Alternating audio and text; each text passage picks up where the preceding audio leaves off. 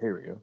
Alrighty, Old Roller Nation, welcome to the podcast, Mr. Jiu-Jitsu, Instagram star, Facebook star, and we'll call him kind-hearted troll. He wants people to do jiu-jitsu, which I can't say is a bad thing. So for the podcast, he likes to go by Michael. That's his actual name, but you may know him more from, his more famous name, Mr. Jiu-Jitsu. So, Old Rollers, welcome Mike to the podcast. Hey guys, thanks for having me on. Thanks for having me on, Harrison. I'm glad we got to hook up on Facebook earlier and got to talk a little bit.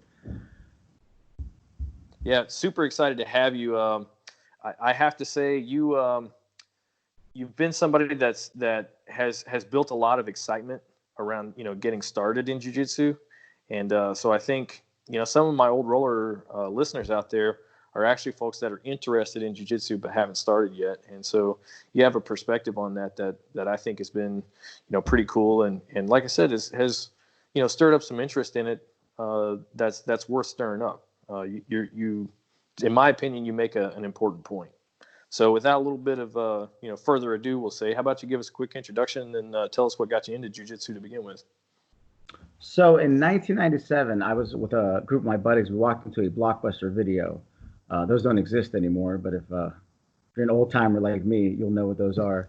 So we walked in there and I saw UFC 1 on the shelf, and I was like, oh, that looks interesting. So we went back to the house and we watched the video, and I was just blown away by what Royce Gracie was able to do to people who were bigger than him. Like, my brain at the time was still stuck on, somebody with muscles would be more dominant. Somebody, who was a boxer would be more dominant, or I thought somebody who was a karate black would be more dominant. And I was just blown away. I kept watching it over and over again. Then I went back to the video store, like maybe within a few hours, I got UFC 2, then went back again, got UFC 3. And to make a long story short, 3 weeks later, I went to Iowa and I fought in my first ever cage fight. No experience, no nothing. We were learning off videos. Me and my buddies, they had no fighting experience. And the fight turned out how you would think it would turn out. I got armbarred in less than 2 minutes into the match. All right. But that started the fire in my head that I got, and I just got addicted to it. I started traveling all over. I started fighting a lot, competing a lot. I did a lot of no rules matches. Back then there were a lot of no rule matches. If someone heard you did jiu-jitsu, they were like, oh, I got a karate guy here. He wants to see if it works on him. I got a boxer. He wants to see if it works on him. So there was a lot of those. And I still have a lot of it. I have more injuries from the 90s than I did like competing in higher level jiu-jitsu tournaments, in my 30s, stuff like that. Even though the fights were one-sided, the guy was still going to get his one punch in, his one kick in, or, he tried to eye gouge you, he tried to scratch you. So the damage, the fights were quick, but even that little damage was still, it sucked. It sucked. You could choke someone out in 30 seconds, but as you're choking them, they're going to reach back and scratch your face. It's just what it was back then, because people were fighting on instinct back then. So that's how it was. So, but that's pretty much how I got into it. And I just, from 1997 on, just hooked. Haven't stopped. Haven't taken a break. I don't stop for injuries. I don't stop for anything. I have probably about 15 surgeries that have been on the back burner for, I don't know, 25, 26 years. How long I've ever been doing jiu-jitsu, and I don't do the surgeries because I don't want to miss training. So that's just what it is. I enjoy training. And when you were saying earlier, I'm not really pushing people to do jiu-jitsu. I'm just pushing people to do something physical, because I believe we all, especially if you're a parent, I believe it's your duty to be physically fit if you have children, because it's your job to protect them. You're their first line of defense. You're your child's first line of defense. A lot of people, especially people right now, people are messaging me and saying, they lost a lot of motivation because they're stuck at home, this and that. I'm like, This is the time. This is the time where you see they're releasing prisoners from jail. The police aren't really going to rush to you right now because they're worried about catching COVID-19.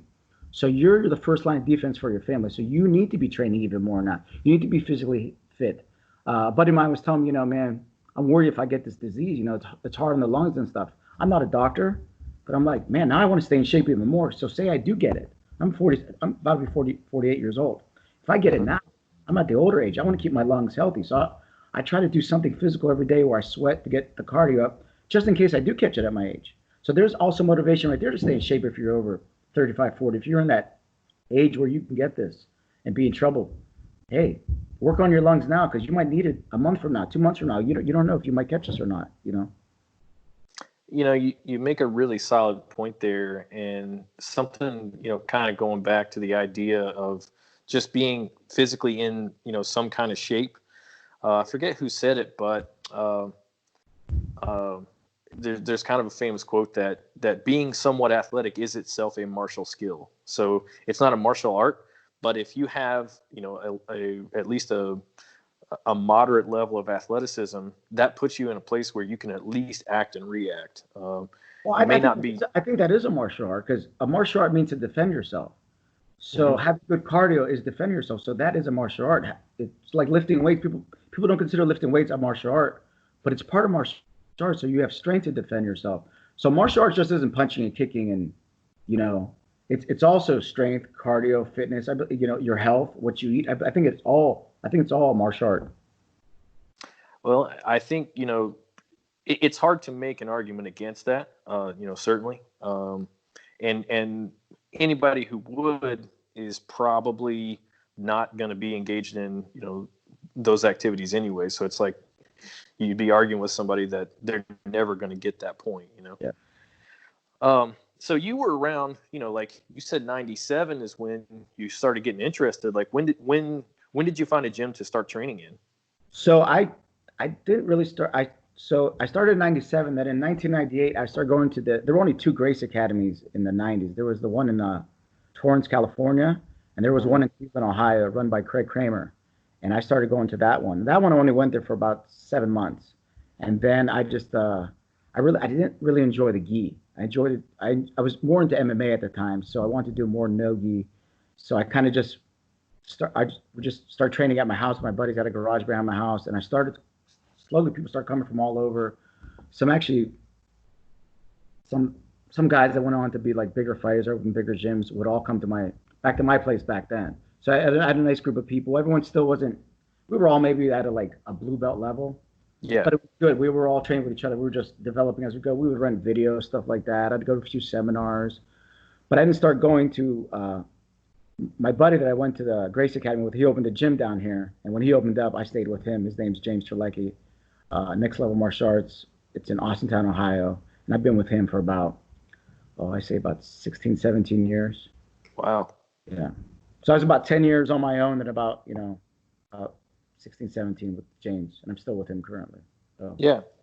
So you started kind of a little bit with the Gracie Academy, and then it became sort of a garage gym where you were using instructionals and almost just practicing together. Like, what was that like, not having a specific coach around all the time? Like, you guys were just kind of almost treating it like a training lab. It was, and people would almost look at me like I was a coach, and it's something that I've never enjoyed coaching. I don't mind coaching like friends of mine, like for a match, but I don't enjoy teaching jiu-jitsu at all.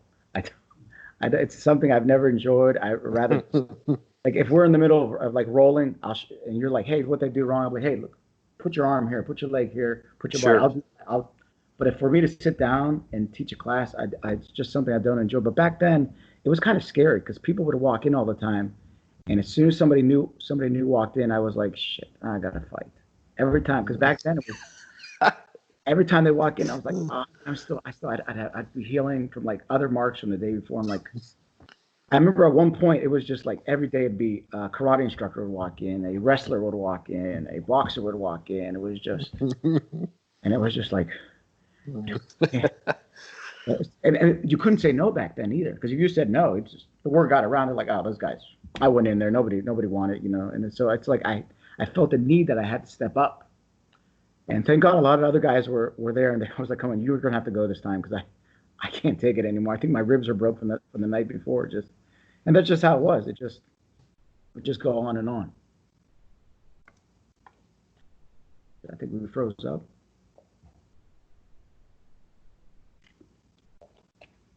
Connection back. Connection came back. Sorry about that. All right. I don't know if it's me or you. It says like poor connection on one end or the other. We're still recording, and I think it says I got full band here. Okay. I'm not so saying that I got full. It could be mine. Who knows?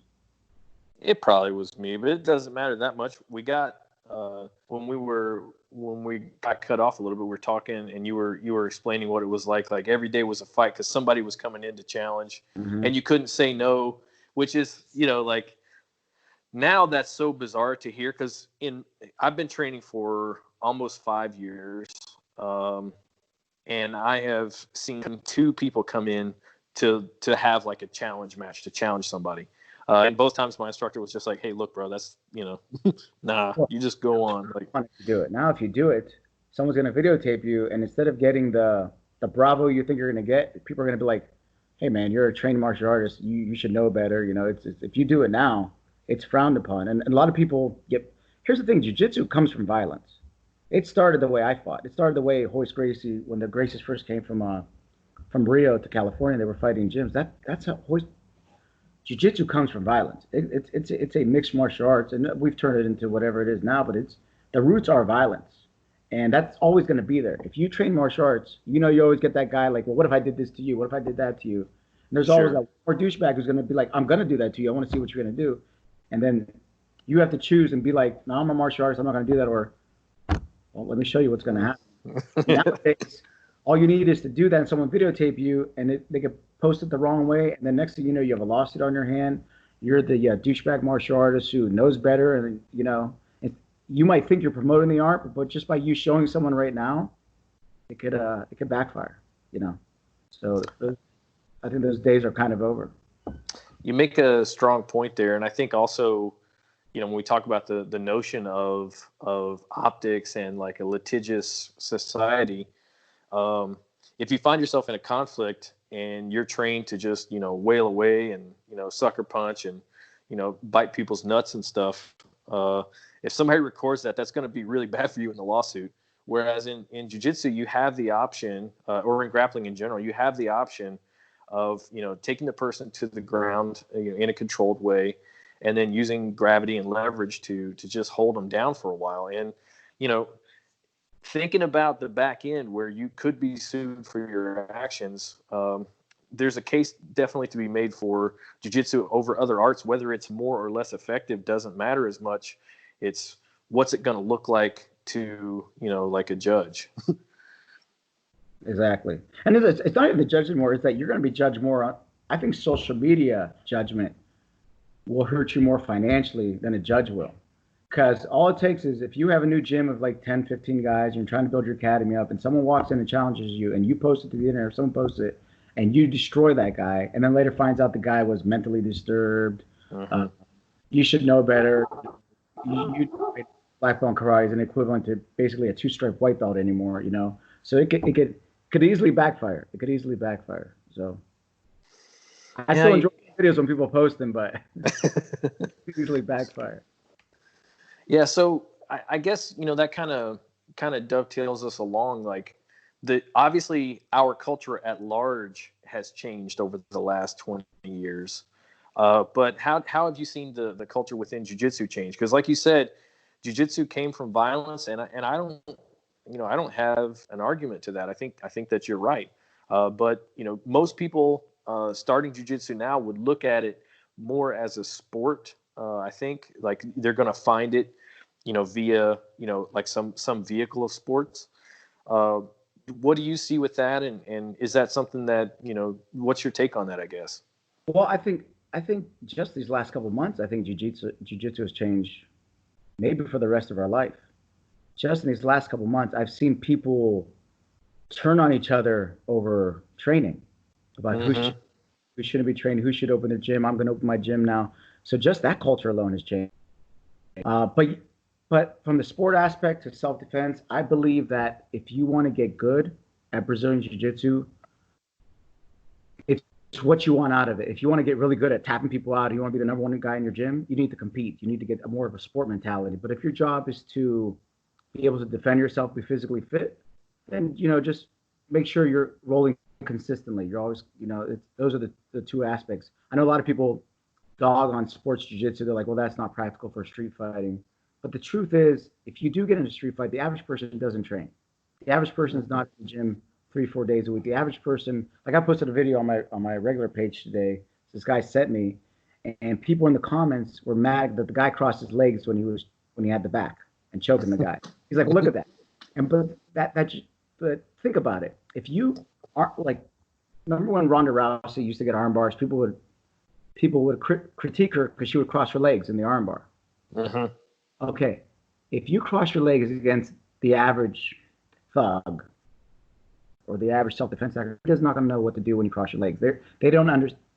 Like crossing your legs. If you cross your legs against me, yeah, I can wrap my legs around you, figure four your legs, and get you an ankle lock from there. But the average person is not going to be. The average person doesn't even care that your legs are around his waist or that your legs are crossed when you armbar them.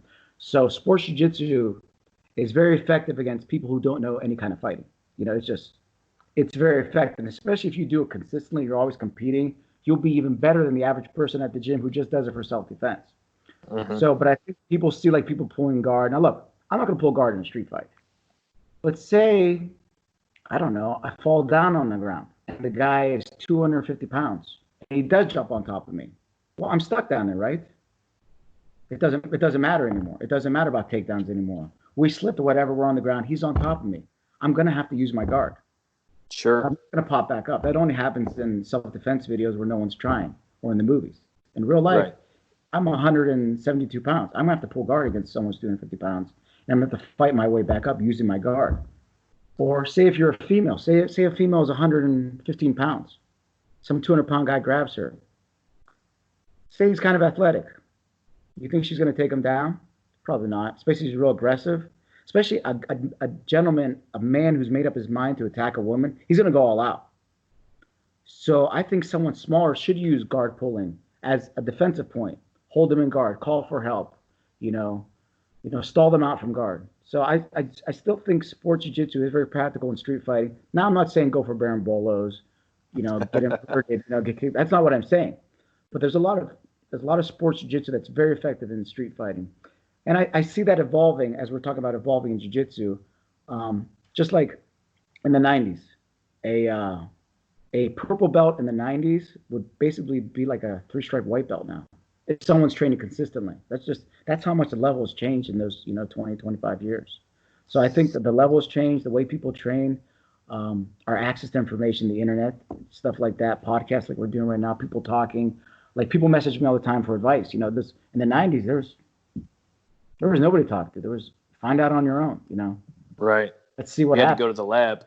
You go to the lab, and the lab hurt. Now I can tell you, look at all my mistakes I made. That's why I use my page a lot to tell people that these are the mistakes I've made. Don't do this. Don't do this. I'm telling you that I did this. I messed up bad. I'm giving you advice not to do this. So that's, So jiu-jitsu's definitely changed over the years. But like I said, these last 3 months, jiu-jitsu's changed a lot. And the way people associate with each other. Think about how are we going to train again? We're supposed to be social distancing. How can you social distance and do jiu-jitsu? Is it possible? Well, you raise some very tough questions. My personal opinion, and look, I'm just some tool from Kentucky. Nobody gives a shit. If we come to a place where we have an effective treatment for the illness, meaning that you can catch it, and then you're not just kind of like your body's going to fight it off, or it's not. Like we have a treatment where your rate of survival goes up even higher. Then I think we can pretty much go back to normal. But until we come to a place where we can treat this with something other than what is effectively palliative care, all that we can do is slow it down. Because I got elderly neighbors, and I have an immunocompromised child, and my parents are in their upper 60s, and not in the 100% best health. So, I have to be careful. And, at the same time, I have things that I have to do, so we're all trying to figure out how we balance that and balance the compromise. It's a hard one. I don't know that we'll come to that answer easily or quickly. I don't see it anytime soon. And people are like, when do you think we're going to get back to it? And I know a lot of people, I've heard through the grapevine, a lot of people, when they first start opening up their gyms, no matter what, I think you're going to see a shitstorm, especially in not just Brazilian Jiu-Jitsu, and like people who have CrossFit gyms, people who have yoga gyms, any kind of physical. You're going to see a huge divide in America between people who train and people who are, who are going to make the line like, no, I'm staying home. And it's going to be a big deal. There's going to be a lot of people, there's going to be a lot of unfollowing, unfriendships happening I believe May 1st. It's coming. It's I see the writing on the wall. It's a lot of people are gonna I think a lot of gyms are gonna close down because of this too. Unfortunately, a lot of gyms aren't gonna be able to survive with 2, 3 people coming back. And the other person like, well, I'm diabetic. I have this underlying disease. I have this. I can't risk you, coming, and I don't think anyone's gonna win out of this because You're right. I'm an essential worker right now. My family's been locked up for the last, but I'm still coming home from. I'm traveling to West Virginia, Pennsylvania. I've been down to Kentucky. I've traveled all over, But I'm an essential worker, so I'm definitely putting my family at risk. I'm doing as much non-contact as I can do, but I'm on a job site. I do construction. I'm with around 1 million people. We go to meetings. I go up to job sites. It's just, there's no way to trace where the other guy's been, And then you go to this grocery store. These grocery stores are packed. And then you have the other 50% of people who aren't wearing face masks. They just don't care. Some people believe it doesn't even exist. You have those conspiracy people that don't even believe. They think that, Bill Gates is spreading it through 5G towers. Just, and people are entitled to believe whatever they want. If they want to believe, 5G towers. I'm definitely, I definitely ascribe to the theory that people are going to believe whatever they want now, whether or not we can, go along with them on the 5G thing. I'm pretty sure that radiation cannot create a virus, but I will say, I'm pretty sure about that too. Yeah, I will say that this thing, you make a very strong point that, we're all trying to find our own balance, because I'm an essential worker too. I have the month off, which, I was lucky I had a little bit of money saved and I could do that. But, I don't want to put my family at undue risk, but at some point, I got to feed them too. So, I have to make that choice just like you have to make. And my wife is an essential worker, and she's been working through this whole thing, and she gives therapy to a lot of first responders, and they're on the front line. So, like we're definitely what I would consider kind of, an at-risk group. But, we have responsibilities. My wife, for her job, I mean, she's doing it because, she cares about, she wants to make the world a better place. And the people that are on the front of this, they're dealing with some stress and they need, a way to talk about it. Yeah. And so, we're taking a risk in part almost as like like we're trying to do the right thing for society at large, if you will. And I don't mind gyms opening up again, but I haven't heard a gym come up with a plan. Like I've seen these big corporations come out with plans. I've come out with plans for our construction, but I haven't heard a gym come out with a plan. Like come out with a plan. Be like, okay, you know what? If essential workers can only train with each other, you've been locked up for the last 40 days, then only you guys can train with each other. If you're immune compromised, you can't train with the essential workers. There's no one's even come up with plans or make the classes 30 minutes or essential workers train at 2. The gym is shut down for cleaning for 2 hours, and then the next group comes in. I haven't heard anyone. Everyone's like, I can't wait to get back to training. But I like to see someone come up with a plan. But like, well, no one's really come up with it. Everyone's talking about, we're going to wash the mats and this and that. It doesn't matter if you wash the mats. If I just came from New York City, around, if I just flew in from a job site there and I came to the gym, I'm going to spread it to everyone. And I could be asymptomatic. So that's not a real thing. I think essential workers need to train with each other. The people who've been locked up, let them train with each other. Do it slowly like that. But I don't know. I haven't seen anybody come up with any plans. Everyone's just talking about, we need to get back in there and start training. This isn't healthy, but come up with a solid plan. You can't have people who've been traveling, training with these people that now have been locked up for 40, 45 days. Right. Fair to them. Or you can't have them train with people who might have underlying health issues. So it's got to be, you have to, like the central class will basically be like, hey, you guys are taking the risk. This is what it is. And the school shut down for 2 hours. I don't know. Put humidifiers in there, whatever, clean them up, then let the other class come in, But those 2 classes can't mingle, something like that. I don't know. I think you make a really solid point, and especially the idea of not having a plan, like this is something to be taken seriously. And the same as you, I want to have a gym that exists to come back to, like when the time comes to train.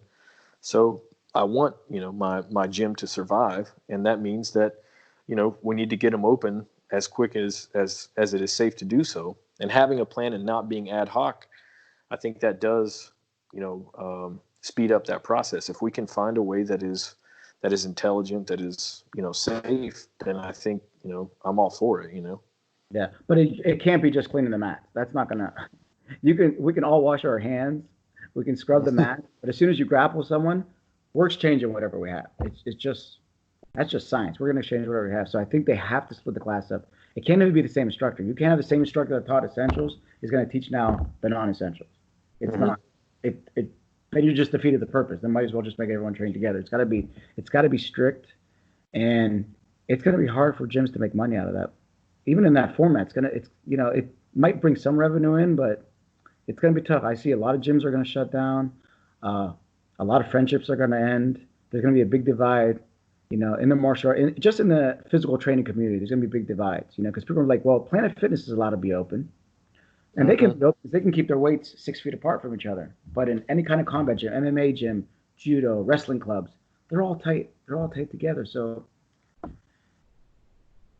I think we're in for some pain coming up, personally. Unfortunately. You paint a bleak picture, Michael. But I don't necessarily disagree. It's from at least somebody come up with a plan. Come up with some kind of, like what I just said. Come on, have essentials and non-essentials train different times. Do something. Don't just say we're going to get back to training whatever happens. Make a solid plan. I'm willing to train. I'll train with all the essentials. I have no problem. You know what I mean? Just make a solid plan, but don't put me. I don't want to put someone else at risk. Right. I don't want you, because I roll with a lot of older people too. I don't want someone 65-year-old rolling with me and I gave them something for my construction site. Until this is clear, I'm not going to roll with you if you're a certain age or if you have a certain illness. I'm just not going to do it personally. I won't even come to the gym if that's how it's going to be. Right. Well, being responsible like that and thinking about it, that's, there's a lot to be weighed there and a lot, to be balanced to try and figure out a way that we can get back to training and be safe for the most amount of people. And just like you said, there's no simple answers, and there's going to be a lot of people that disagree, and there's probably going to be some friendships that, are going to be strained from this.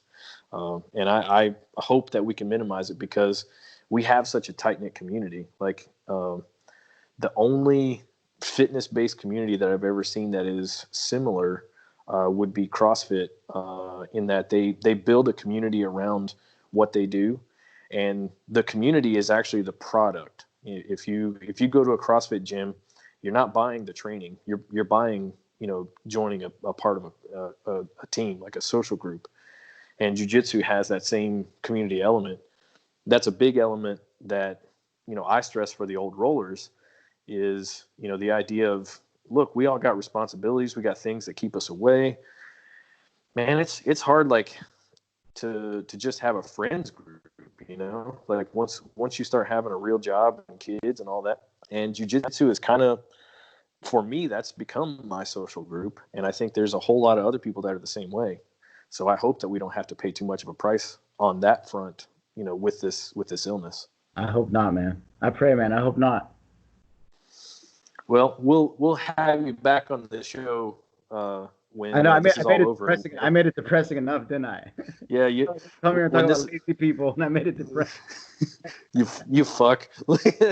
And you're like, why are you gonna yell at the lazy people? No, that actually wasn't. Like, I think you do enough of that on your own page. I wanted to get, like, what's the real Mr. Jiu-Jitsu about? Because there's, like I said, my listener, the people that I do this podcast for is effectively me. I started at 35 and I've been at it for 5 years. My 40th birthday is coming up next month. And the whole goal for me is I feel behind, or, that I didn't start early. Mm-hmm. And so I want to maximize the value of every training minute that I have. And, I have a wife and kids and a job, like most of people my age do. And that means that I don't have as many training minutes as I would like either. So I got two things going against me. But, what I do have is the humility to ask questions and, try and find ways to be more efficient and effective. And then the curiosity, just like, I think a lot of people have, of what are people who are more experienced than me, What have they done? What do they wish they hadn't done? And just like you said earlier, these are the mistakes that I made. Don't do those. Like, that's really, ultimately the point of the Old Rollers podcast is to find out, like, hey, at this, we'll say, youth impaired point of our lives, what can we do to keep ourselves on the mat the longest and to be the meanest while we do it? Agree. So when we were talking earlier and you said, like, you've made some mistakes, you've done some things that you wish you didn't do. Can we circle back to that? Like, if you were talking to the Old Rollers group, as a group, and you just said, like, straight out of the mouth of Mr. Jiu-Jitsu, don't do these 5 things and you'll be better off because I did them and it was a mistake. Like, what would those be? Well, the first would be is to not walk into an MMA fight 3 weeks after. There's rule number 1, which I tell people, because you believe it or not, people all the time, like, I want to do my first MMA fight. And I'm like, that's the last thing you want to do. Like, well, you did it. And I'm like, yeah, I did it. So now don't do it. It's almost like it's like a forefather thing. It's like, see what I did. I laid the groundwork of what not to do. Because it did turn to, my first couple fights, I got fucked up. It's just, So I tell people, if you want to do an MMA fight, don't do an MMA fight without doing at least 10 jiu-jitsu matches. Okay. And in those jiu-jitsu matches, do a couple kickboxing smokers, do a couple boxing smokers, stuff like that. And after you do get good at that, then do your first MMA fight. Especially if you're going to do it and you want to make a career out of it, having a losing record, there's already not that much money in MMA to begin with. If you go with a losing record, no one's going to want you. So there's the first thing to do is. The second thing is training with injuries. I trained with, and I still train with a lot of injuries, and it's something I'm still fighting. It's like an ego thing with me. I still have that little thing when the guy walks in the gym and says, as soon as someone new walks in the gym, I don't care how big they are, how young they are, I'm like, I want to roll with them first. I see everyone avoiding roll first. I don't think you should do that, though. So I don't think you should do it. It's just, I'm already destroyed. My body's already, it's falling apart. It takes me about 30 minutes just to get out of bed every morning. Nice. So I would say slow down the like right now, what you said earlier, that you want to get as much as you can in, but sometimes we just get a little too much in at the beginning. We want to learn everything. We want the hottest DVDs that are out that to learn from right now, the hottest this, whatever. And sometimes it's just, you got to take it slow. You got to take it day by. I tell people, jiu-jitsu is like a puzzle with 1 million pieces. If I gave you a puzzle with 1 million pieces, I told you to put it together tonight, would you be able to do that? No chance. No. But people try to do that because they like it so much. They see the picture of the puzzle, they're like, I try to do it. And what happens if you try to do it? You get frustrated, then you quit. Mm-hmm. Puzzle on the shelf, and then you don't look at it again. I tell people, you take one piece of the puzzle and you just put 2 pieces together once a month. And then the next month, 2 pieces together. And slowly, not after a few weeks, not after a few months, after a few years, you start seeing the picture of the puzzle develop. Then after a few years, you're like, oh my God, this picture looks beautiful, but it takes years. So that's how jiu-jitsu is like a puzzle. You try to put together in a few months, you'll quit. It takes years. So it's just piece by piece. So that's probably the third thing, is just take it piece by piece. Don't rush anything. And the frustration. People get frustrated at the beginning, especially if they lose, especially if something doesn't work their way. You're supposed to be losing right now. You're supposed to be frustrated. You're supposed to leave. You should leave jiu-jitsu. How many days a week do you usually train? It's either 2, 4, or 5, depending upon my work week.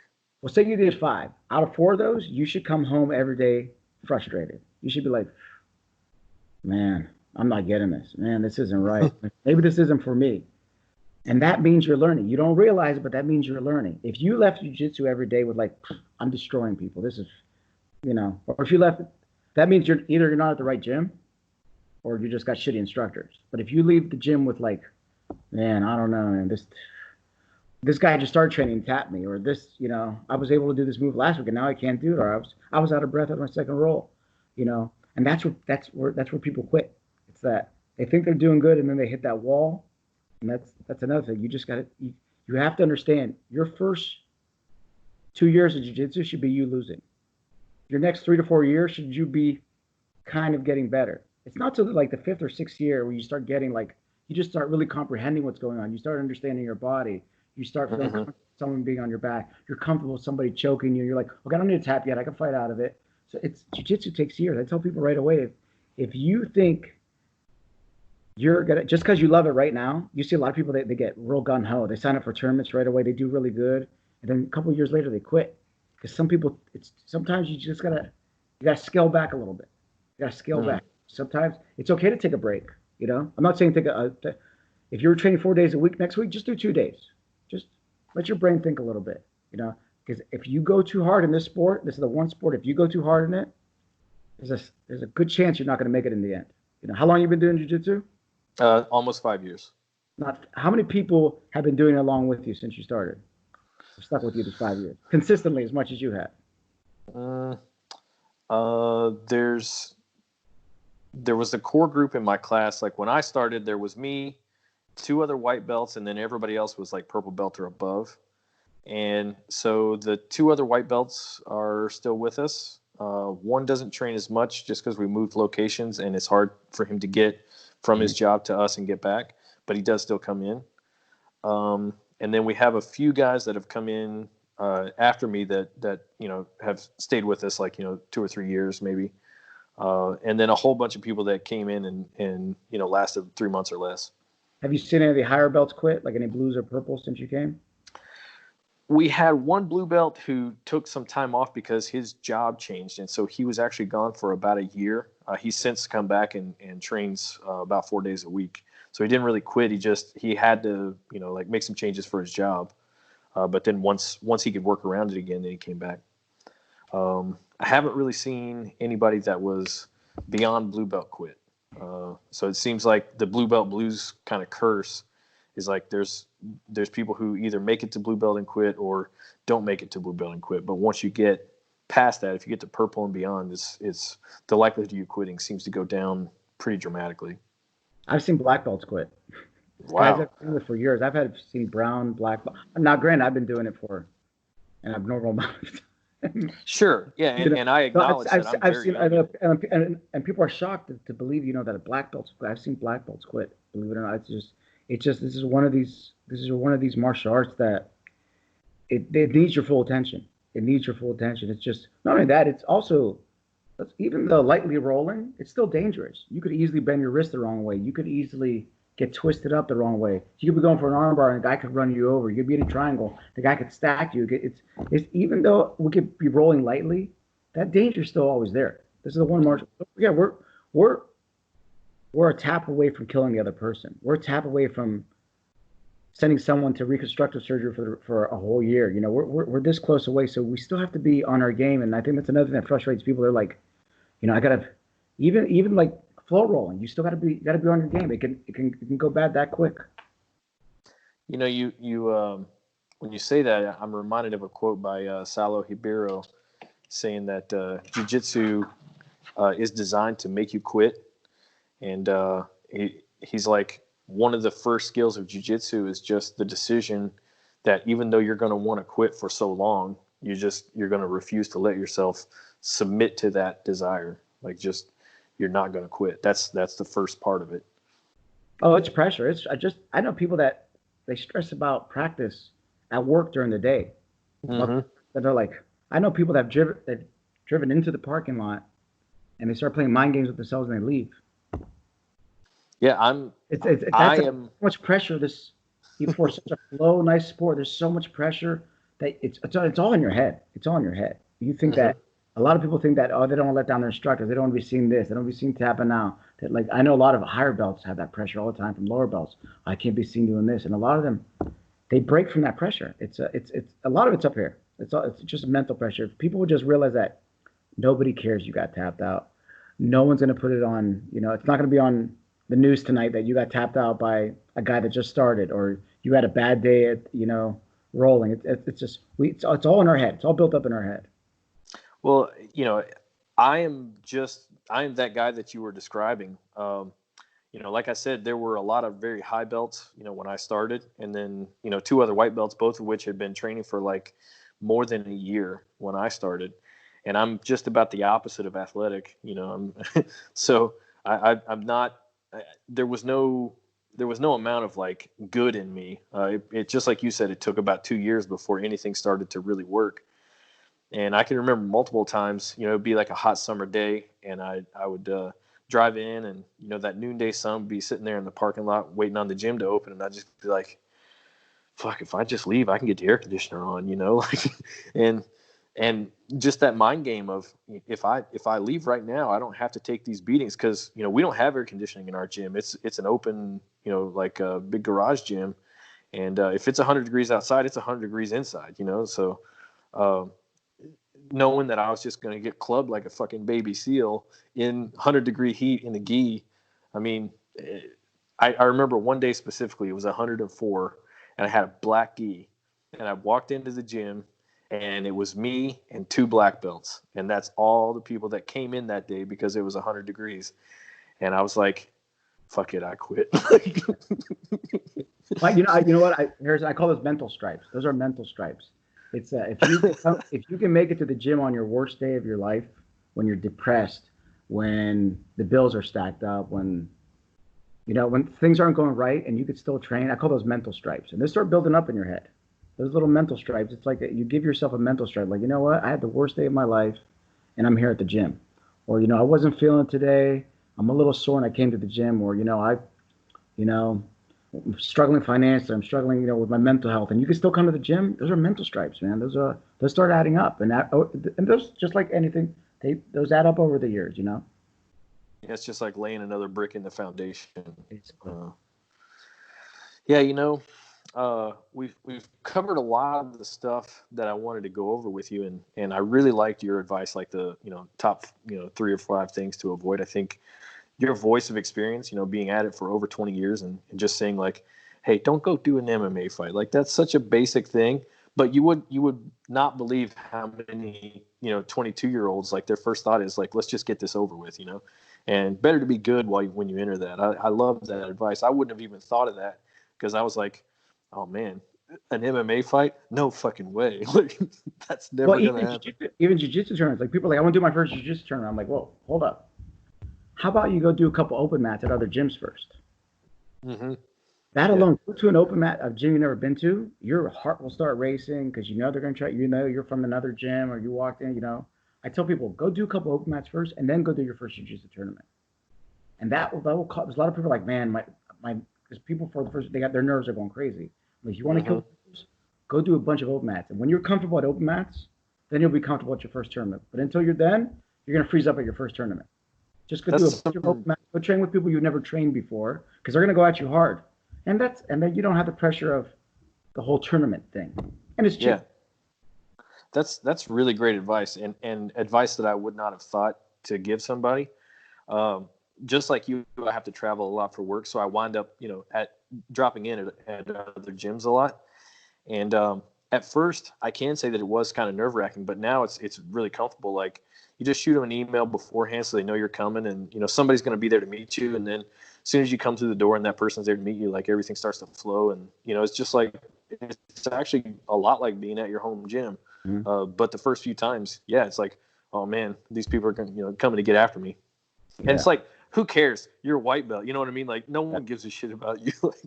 Now imagine when you're a black belt and you walk into a gym, and then your target's this big on your back, and then they're like, hey, is that the guy from online? Then your target gets this big, and I know everyone's trying to murder ball me. Well, you should come drop in with us at Lexington Jiu-Jitsu and Fitness, and we'll get after your ass. I definitely will. Next time I'm through there, we'll send you a message. We'll definitely train. Absolutely. Hopefully we're all training by then. Hopefully so. And we're all still friends. Yeah, we'll definitely be friends. So to kind of wrap up, we've talked a lot about how Jiu-Jitsu has changed, in your time, in the time that you've been doing it. Can you kind of put together, like, how has maybe Jiu-Jitsu changed you over that time? It's humbled me. It's something that I needed bad, because when I first started competing, I was not humble. I was the exact opposite of how I talk now, and that's another thing. It's just I would train, and then I would go get drunk out of my mind, or I would I would talk shit to people. I was that douchebag MMA fighter in the '90s. I was that person I despise now. I was a very horrible person. I'll admit it. And I would dog it out of training. My diet was inconsistent. I would treat people like shit. It was very bad. And then the injuries start catching up with me. And then I realized I didn't have that. The 20-year-old Mike was gone, and now the 30-year-old Mike came up, and I couldn't keep up with it anymore. And I couldn't do this and that, and it started humbling me more and more, and just like the layers of humbleness. I've been doing this for all these years, and like I would do tournaments, and like people who had just started training, but they were more athletic, they would beat me, and it was just the humbleness, just the humbleness. Sure. It just add on. Then when I had children, it just totally changed. When I had my first son, it just changed my life all the way around. And then I totally didn't even care about competing anymore. I didn't care about it. All I cared was about being able to defend their life. Mm-hmm. To make sure I'm not just martial art wise, make sure I'm healthy. I'm eating healthy. I'm keeping my body in shape. I'm not pushing my injuries too much. And I'm using jiu-jitsu now to stay in shape. I don't care if I learned another move again. I don't care if I did another tournament again. Right now, my jiu-jitsu is so I can stay in shape. That's it. And if I need it in case of emergency, that's what it's there for. I don't really care about tournaments anymore. My last tournament was 4 years ago, or 3 years ago. I think 3 years ago. 4 years ago. I competed at Fight to Win. That was the last time I competed. And I don't even care about competing anymore. Right now, it's all about my kids. That's all I care about. Yeah. What you said there, especially the idea of your jiu-jitsu now is to keep you in shape and to be there if you need it. A whole lot of my listeners, I think, are in a very similar boat where they're not starting it to go try and be a world champion. They're starting it because it's a fun thing to do with good friends that keeps you in shape. It covers a lot of bases, and we're time compressed. I know you got a job that keeps you away. So do I. So do a lot of people that are listening. And so, when you come home, I used to have, like, before I had kids, I had a shitload of hobbies. Like, I was just like, just hobby this, hobby that. And after kids, you basically get one, like, and so jiu-jitsu and grappling in general, just by virtue of, hey, it keeps you in shape. It's a fun thing to do. It covers that obsessive need to be learning a skill, and it covers a lot of the social benefit element, because I'm sure like, same for just about anybody, the people that you meet on the mats will be some of the closest people to you, like, and from very, very different backgrounds, and so covers a lot of those different bases. It's really cool to hear you say that, because that, as you were saying it was like the light bulbs are going off in my head, because I'm hearing my story too. It's like I said, it's the greatest social club of all time, Brazilian Jiu-Jitsu clubs. Oh yeah, that's awesome. If only we could combine it with like drinking or something. I don't know. Yeah, that's nice too. So. Well, before we wrap up, let's say somebody wanted to get to know more about you, Michael. What are the best ways to find out about Michael or Mr. Jiu-Jitsu, depending upon which one they want to know? It's all the same person, really. They could message me either on Mr. Jiu-Jitsu or on my regular Facebook page, Michael Mihas. I let people follow me on there too, or on Instagram, or come to Youngstown. We'll train. All right. When we're allowed to train again. Come through the door and just eyeball you, like, yeah. Who about to get it? Yeah. Well, thank you so much for your time and your perspective.